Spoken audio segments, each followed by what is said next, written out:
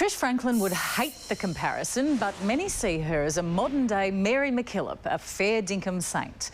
She's no ordinary nun. Trish enjoys a beer or two and is fanatical about her footy, and we do mean fanatical.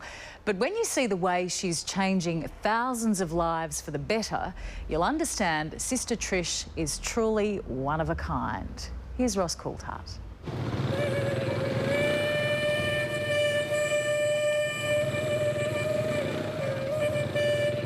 You're about to meet a very unconventional Aussie nun. Cheers, Ross. Go, Cats. Yeah, go on, smack it. You're gone, man. You're holding the ball. It's quite disarming to see a nun drinking a beer in a bar in central Ho Chi Minh City. Watching footy. Come on, Trish. Not every nun does that. No, maybe they don't like footy, Ross. Go, Cats. Trish Franklin loves her footy, loves her beer and loves her God. I think Jesus would have said, watch the footy. And love is what has brought her to Vietnam, where Sister Trish is changing the lives of thousands upon thousands of disadvantaged kids. Nelson Mandela said that education is the most powerful tool you can use to change the world. Having been here for so long, I think they realise now that I'm fair dinkum. For the past 16 years, this fair dinkum nun has been educating, feeding and rescuing the poor and the forgotten children of Vietnam. Trish, why do you do what you do? Probably stems from when I was a kid. Came from a family that was very poor, simple. But my parents and family taught me great values. And I really wanted to share those.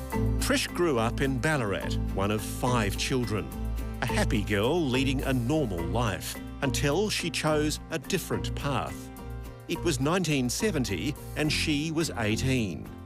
Forgive me if this is too personal. You had a bloke. You had a boyfriend. Yeah, I did, Ross. But I really needed to give it a shot. How did he react when you broke the news that you were going to go into the order and become a nun rather than marry him? Well, he swore, actually, the first initial thing. Yeah, he left me the night before I entered. Was that a tough decision for you? Very tough, Ross. It was very tough. So began a life of sacrifice. In 1994, after working with refugees in Thailand, she saw a need in neighbouring Vietnam. Certainly different from Ballarat traffic, Trish. Sure is. Got to have your wits about you. A country still recovering from the long war. Often when we have ceremonies where they have the Vietnamese flag and the Australian flag side by side, I often cry because we were here 30, 40 years ago blowing brains out of each other, and now, you know, we can be friends, and they love Aussies.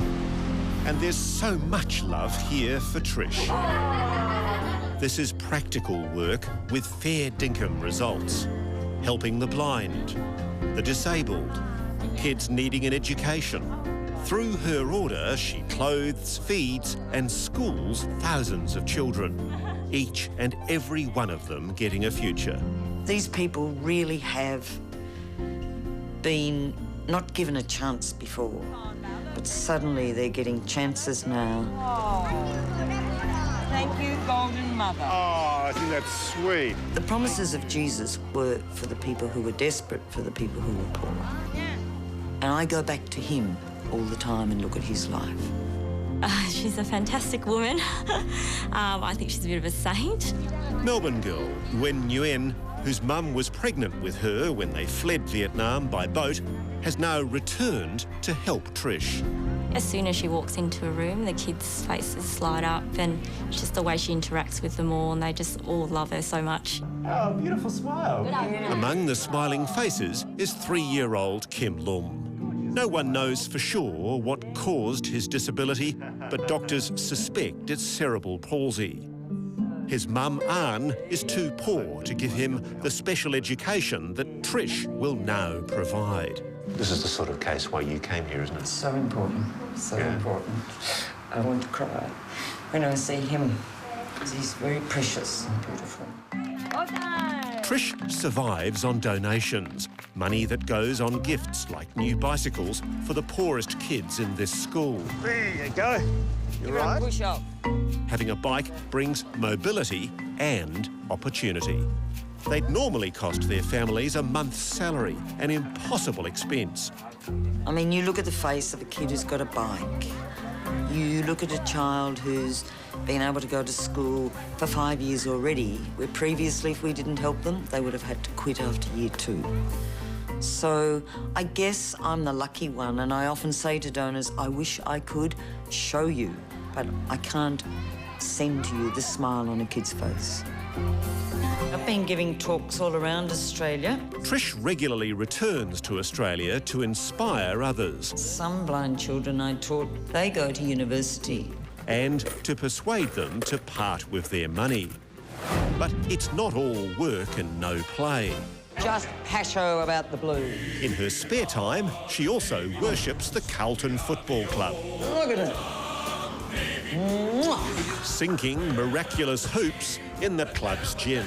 Yeah! And meeting their earthly messiah, Captain man. Chris Judd. What an honour. Nice to meet you. Very nice to meet you too, mate. You're doing a great job. Thanks very much. I went to the Doggies game, I went to the Sydney game. That one was not pretty.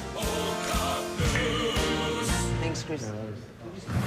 Back in Vietnam, her work is tireless, but Trish never tires of it. One moment it's blind children learning to swim, the next they're riding a horse for the first time. If there is a modern-day Mary MacKillop, I suspect Trish is her. If I can be blunt, Trish, you are one of the most unconventional nuns I have ever met. You don't wear God on your sleeve, do you? No, but he's in my heart.